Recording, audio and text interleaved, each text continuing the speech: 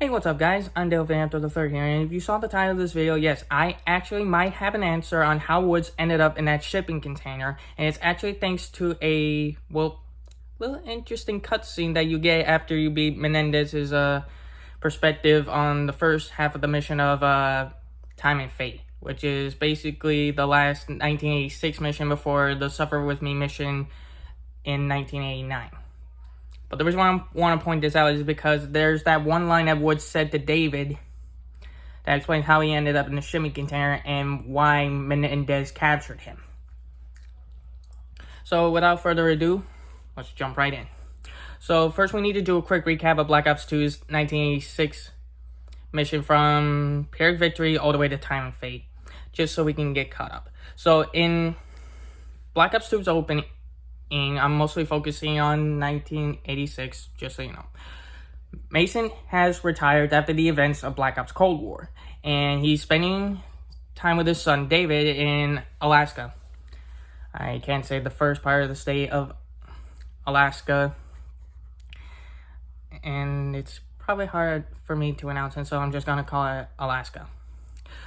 He's spending time with his son until a military chopper comes his way, and out comes Jason Hudson and I think a military captain. It's been a while since I played this campaign. But he tells Mason that Woods has been MIA, and that Castro and the Russians are all over Angola and they can't go in. So they need Mason's help not only to save Woods, but to help Jonas and Vimy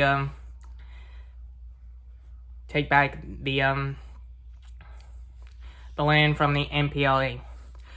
So he does, but he doesn't want to leave David behind, so Hudson offers to let him stay with Jenny like before, and she loves having him, so he should be fine. So Mason steps out of retirement, and they manage to get intel on Woods' location, that he's being held captive by a Nicaraguan gun runner named Raul Menendez.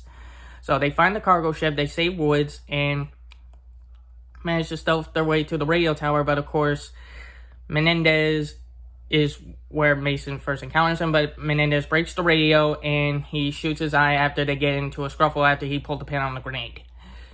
But they are saved at the last second when they reach the beach. They're saved by Jonas Savimbi. So Woods, a couple of weeks later, I think it was months, but Woods is back, and during Suffer With Me, after they managed to secure each parts of the Afghanistan's defense points, the tank comes in rushing towards the base, and it's revealed that it's Kravchenko leading the charge. So they manage to destroy the tank and capture Kravchenko. They interrogate him until he reveals that Menendez is in Nicaragua. But right before he's executed, before he's dead, after he reveals Menendez's location, is what I should have said, he says this, quote, "He's even more powerful than you know. He even has people in the CIA." Jason says, "This guy's just messing with us," and Woods, well, of course, kills him if you play the campaign. But it's Time and Fate that we're now focused on, because it's played in two perspectives, Mason's and Menendez. But I'm focusing after Menendez's perspective. So after Menendez does his rampage to get to his sister, he does, but he's getting pinned by Hudson after he managed to not get hit by bullets being shot at by Woods, who's trying to kill him. Of course, Menendez sees a grenade being thrown into her room, and the screen fades to black. It unfades with David asking Woods on who threw the grenade. Woods revealed that it was he who threw the grenade in Josefina's room.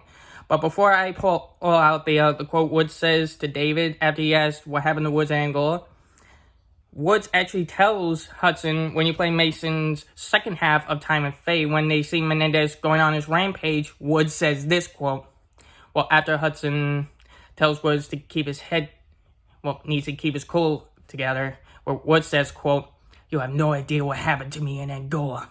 None."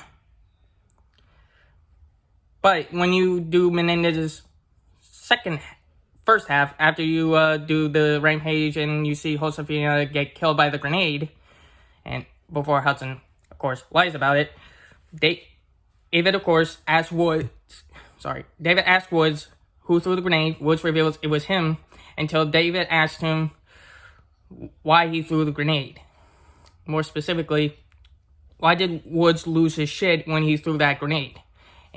But the most important question is, what did Menendez do to him in Angola? And Woods actually gives him the answer. He says, quote, Menendez, he wanted to know what the CIA had on him. He tortured my men in front of me, thought I'd break. One by one, I watched my team die, and then he dumped us in a tin can and locked the door. He left me in there for weeks. So yeah, next time I saw Menendez, I lost my shit. What the fuck would you do? I'm sorry for my cursing, I just had to say that line.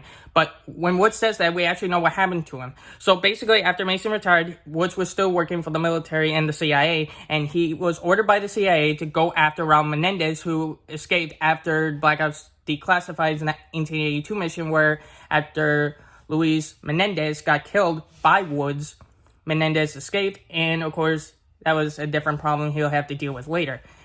So, fast forward to 1986, before Mason's pulled out of retirement, Woods and his squad were sent to capture Raul Menendez to end the Menendez cartel once and for all.